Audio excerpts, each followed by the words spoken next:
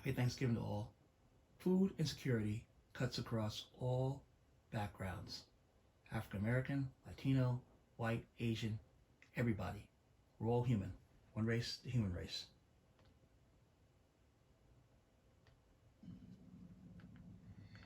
Millions of Americans are relying on food pantries to feed their families this Thanksgiving.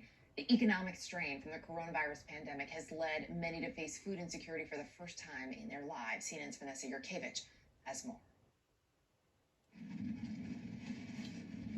The journey to get food through the cold and COVID-19 has been long and hard for Regina Status. Gotta take it one day at a time, and as long as you have for today, you save for tomorrow. When tomorrow get here, something's gonna happen. And it did, just in time. Thank you. No problem.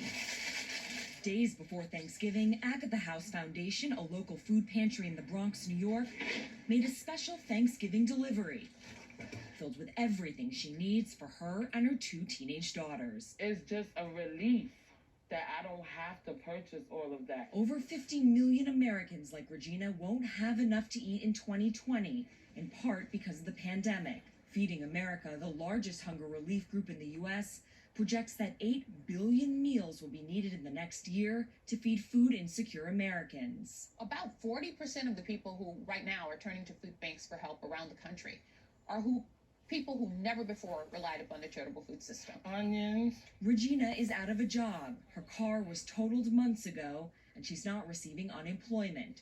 She now relies on a once-a-week delivery from the food pantry. Day to day, is your pantry stocked, or what does it look like day to day? You just survive it. That's all I can say. You just have to survive it. The 15th Congressional District here in the Bronx has the highest food insecurity rate among children in the country. At Agatha House, they're hoping to take the stigma out of needing a little extra help. We have to look and try to imagine ourselves in the position, what we would want for ourselves, not just to give them a cardboard box, but to make them feel loved, special. This small operation says it's seen a 100% increase in need. Even with the little that they get, hopefully there's someone in their building or one of their neighbors that they can invite for a plate of food. Yes, gotta get Miss Mamie some stuff. Despite her struggles to put food on the table, You're welcome, Miss Mamie. Regina is sharing what she has with her neighbor and remains grateful for this Thanksgiving. Even if we didn't get the Agatha House, or we was just having regular chicken every day, just to say that you was alive to eat it, that's a blessing in itself.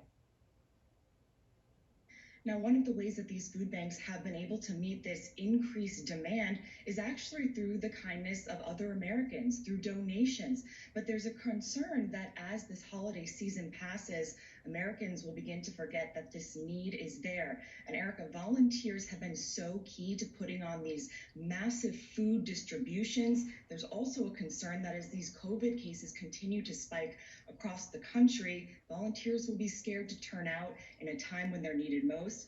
But obviously there is something Americans can do during this time to help others, donating their time or money to help feed other hungry Americans. Erica? Yeah, absolutely. And so important to have that reminder. Vanessa, thank you.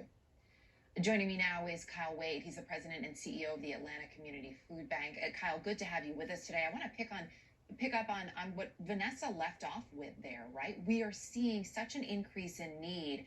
And I was reading 50% of the people that you're seeing now in Atlanta have never needed food help before. What has changed? Is this all pandemic related? Well, Erica, thank you for having me and happy Thanksgiving. The pandemic has led to what we think is the greatest domestic hunger crisis in our country in nearly a century.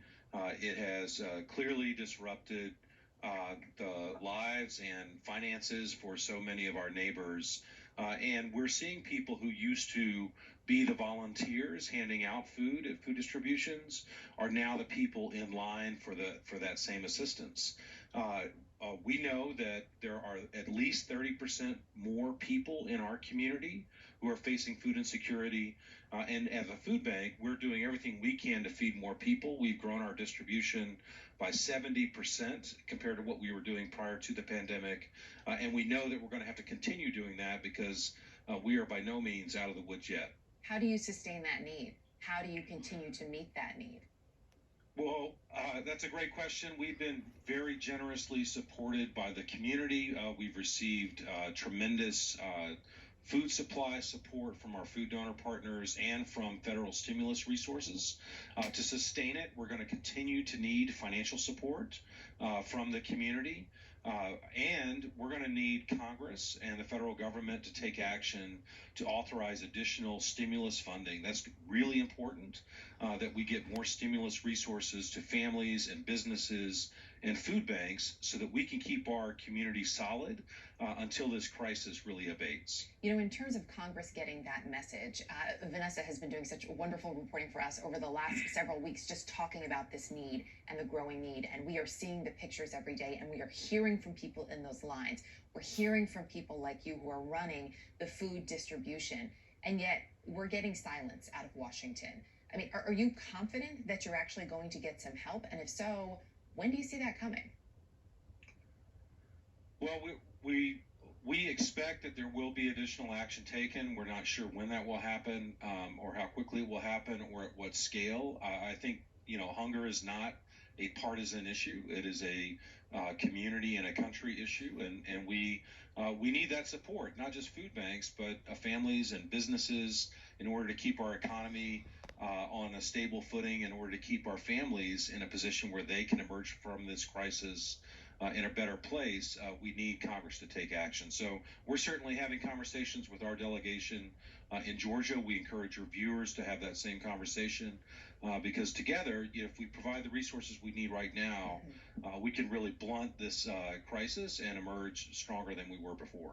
And I think it's important to point out, and we talk about this every year at the holidays, and we talk about the need at the holidays, but this is a need that is there year round. It is not just tied to a turkey on Thanksgiving, and certainly not these days. Can you just put that in perspective for us, what things have been like for you over the last several months, not just this week? So this has been unlike any crisis we've ever experienced at the food bank.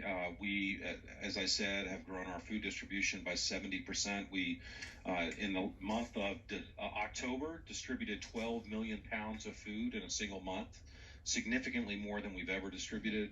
And so we've just been working around the clock to get as much food out to as many people as we can in as many places.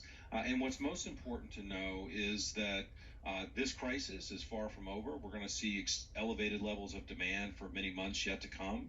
And more importantly, this crisis has always been with us. Even when the pandemic recedes, there's still going to be many people left behind who still face food insecurity. And one of the things I hope that we learn through this crisis is that the crisis has always been there, but working together, we can end it. Yeah, and we all have the power to do that. Kyle Wade, thank you for everything you're doing today. Happy Thanksgiving to you and all your staff and volunteers. And for more information about how you at home can get help or give it, just log on to cnn.com/impact. New Day continues right now.